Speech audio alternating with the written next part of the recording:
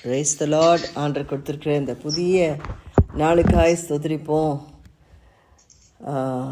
30ஆம் தேதி ஜூலை மாதம். இந்த மாதம் முழுசும் நம்மளை சிறப்பாய் நடத்தின தேவன், இம்மட்டுமாய் நடத்தின தேவனுக்கு நன்றி.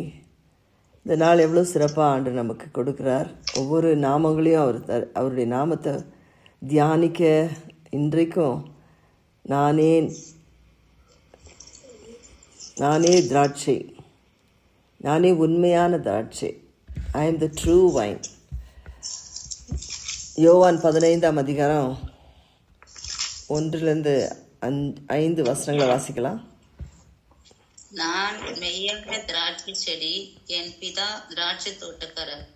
என்னில் கனி கொடாது இருக்கிற கொடி எதுவோ அதை அவர் அறுத்து போடுகிறார். கனி கொடுக்கிற கொடி எதுவோ அது அதிக கனிகளை கொடுக்கும்படி அதை சுத்தம் பண்ணுகிறார்.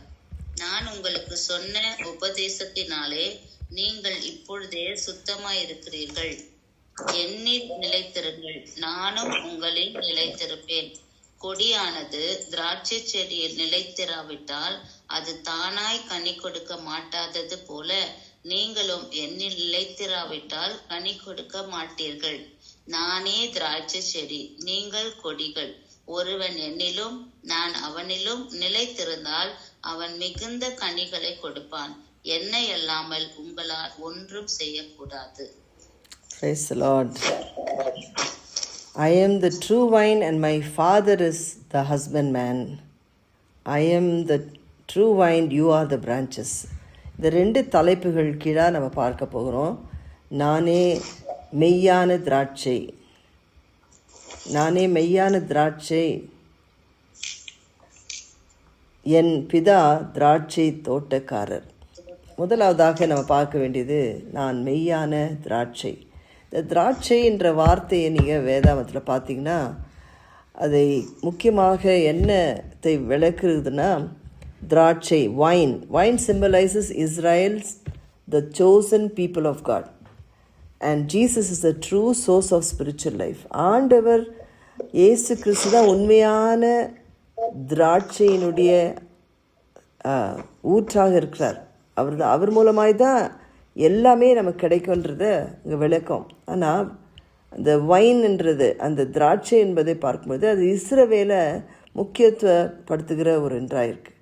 ஏன்னா they are the chosen people, ஆண்டவரால் தேர்ந்தெடுக்கப்பட்ட, தனித்து பிரித்தெடுக்கப்பட்ட ஜனம். அதனால் ஆண்டவர் இந்த திராட்சையை அவங்களுக்கு ஈடாக வைப்பது. So it is a symbolic. திராட்சை கொத்து அவங்களுக்கு ஒரு அடையாளமாக, அதாவது நேஷ்னல் சிம்பிள் என்று சொல்லப்படுது. ஏன்னா ஆண்டவர் எப்படியா இஸ்ரவேலை திறந்துட்டார்னா, அவர்கள் என் ஜனம். நீங்கள் எகிப்தில் நீங்கள் போனீங்கன்னா எகிப்திலேருந்து ஆண்டவர் அவங்கள பிரித்து எடுக்கும் பொழுது பார்வோன் ராஜாட்ட சொல்வார், they are my people, let my people go that they may worship me. என்னுடைய ஜனங்களை போக விட சொல்லு, ஏன்னா என் ஜனங்க என்ன தொழுது கொள்ள வேண்டும்.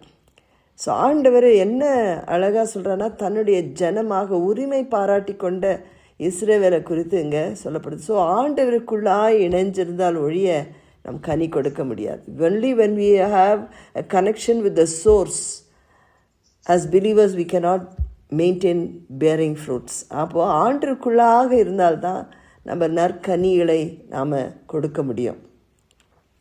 அதே நேரத்தில் சங்கீதம் 80:8 வசனம் யாரோ ஒருத்தர் வாசிங்க. ஏசியா 5:7 ஒருத்தர் வாசிங்க. Psalm 88 verse.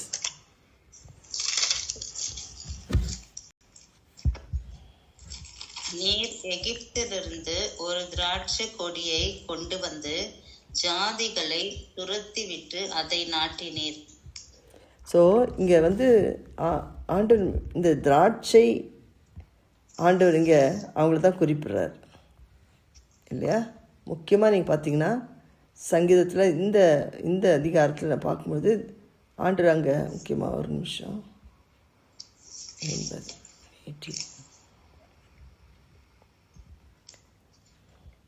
8ஆம் வசனத்தில் நீங்கள் வாசுது,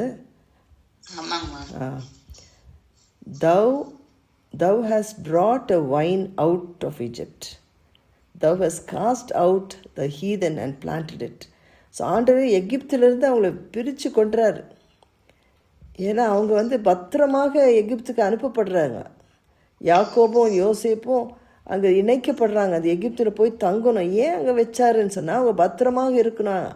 ஏன்னா மற்ற எகிப்தியர் வந்து இஸ்ரவேலரோடு இணைய மாட்டாங்க, அவங்களோட திருமணம் செய்து கொள்ள மாட்டாங்க. அது பத்திரமான ஒரு சந்ததியாக, தனக்கென்று தேர்ந்தெடுக்கப்பட்ட சந்ததியாக, தன்னுடைய திட்டத்தை செய்கிற ஒரு சந்ததியாக இருக்கணுன்ற நோக்கத்தோடு ஆண்டவர் அவங்கள தேர்ந்தெடுத்தது.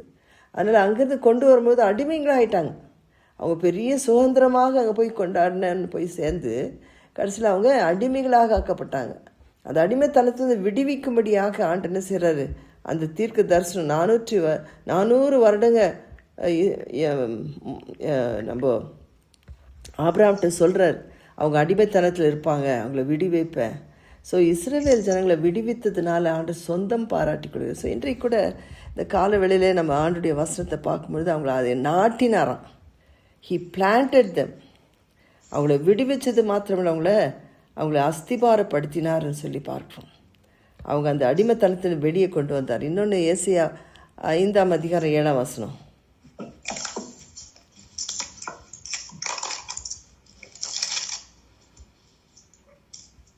சேனைகளின் கர்த்தருடைய திராட்சை தோட்டம் இஸ்ரவேலின் வம்சமே, அவருடைய மன மகிழ்ச்சியின் நாற்று யூதாவின் மனுஷரே.